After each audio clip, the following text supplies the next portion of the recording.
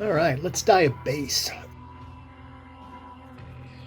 I took some brown and some black, mixed it together, and the idea is to get that into the grain because I wanted to do a tequila sunrise, red to yellow, and that's what you're seeing here. And you know, if you're suffering from insomnia, these are great. They'll put you right to sleep, these videos. Anyway, that's what I got going on here. Then of course I'm going to sand off the whole top after that. I didn't bother to do the back because that's just going to be a brown. I wanted to go with a golden brown color. But you can see it going into that grain. It's, you know, it's too bad this piece of wood really should be painted, but it's winter, it's December as I'm filming this, and I'm far too impatient to wait until spring to paint or dye a base kit. I'm not going to bore you with me sanding off the body. That's pretty boring stuff. You've seen me sand before doing the gut cut, so yeah, not happening. So anyway, here's the red, and I basically just put multiple coats on until I had it as dark as I wanted, and then I took it up to about this line. So anyway, you can see the yellow on that upper horn. Yeah, that's the way it's coming out, but you can see the grain popping, so that kind of worked. But that crappy upper piece where the big horn is, that's just a crappy looking piece of wood on the front. It looks pretty good on the back though. Anywho, there I am doing the yellow.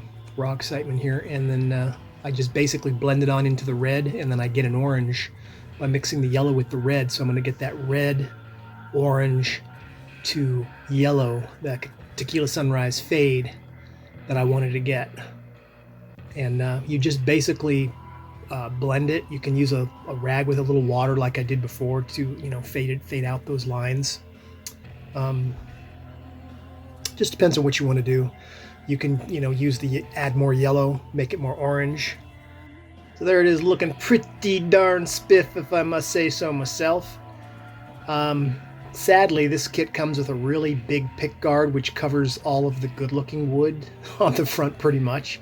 So I've been thinking, and I don't like white, so I've been thinking about putting a decal or painting it or doing something to the pick guard. Anyhow, I did the same thing here. I did the red, did the yellow, you know, blended it in. Pretty cool. And it turned out, colors are a little bit different because that wood is a little bit tighter grain. If I must admit myself, it turned out pretty good. Here I added some yellow in with the, actually I took yellow and added some of the black and brown that I used on the front. Added yellow into it, and it added a little bit of a golden mixture to it. And so that's what I ended up with there. Okay, one thing I did not mention.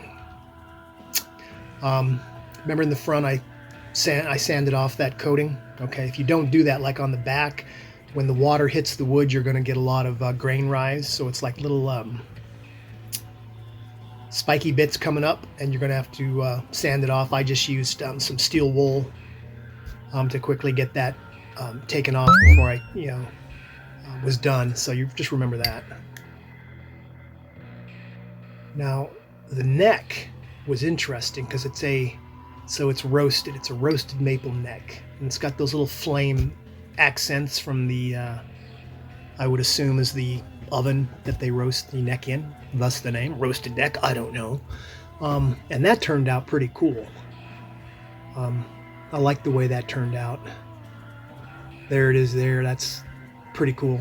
Now I thought the open grain of the body, which you can see is looking darker here, it actually faded in. It's a little bit darker than the back, but not too much, so that was no issue there either, which I should have, after reading my notes that I wrote down from watching countless YouTube videos, was to put sanding sealer on before, sand that off, and then dye, which I did not do. So we'll see what we get. Then after I had the dye job done, there's the neck attached. I'm going to show you that in a separate video. This is sanding sealer. I did about 4 coats. You're not supposed to spray it under 56 degrees, I believe, and it was under 56 degrees, but I said, screw it, like I said, not waiting. So my sanding sealer was warm from being inside, and the base was warm from being inside, and then I took it right back inside. And, well, did it work? I don't know.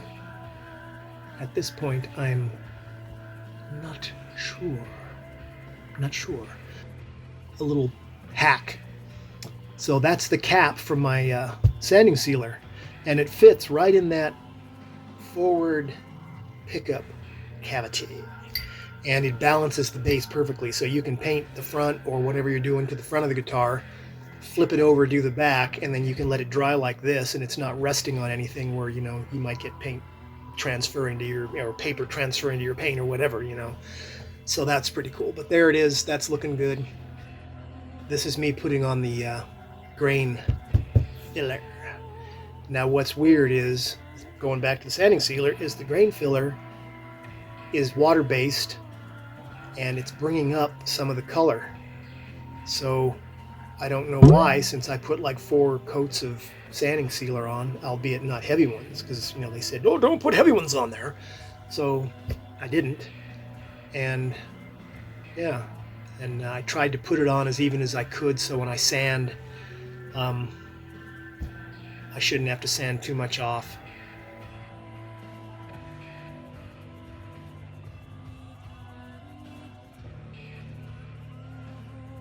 Okay guys, scraping binding. There's the binding, and that's after I've scraped it a good bit. You can still see some dye on there. Got most of the grain filler off. I made this handy dandy tool. Not my design, saw it on YouTube, of course. Another use for a broken drumstick.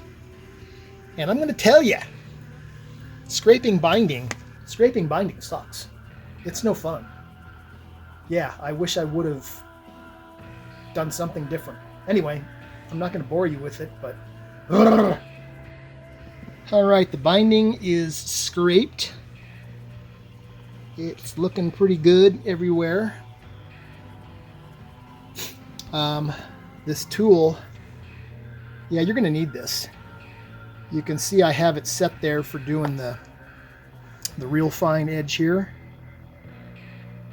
And that actually worked pretty well. But another thing you're going to need, I think, is a 3M fine pad or something thereabouts, some sandpaper.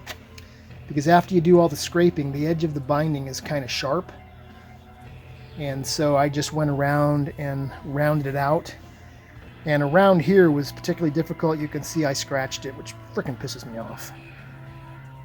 So be careful when you're doing your binding. Anywho, make one of those tools. You're gonna need it.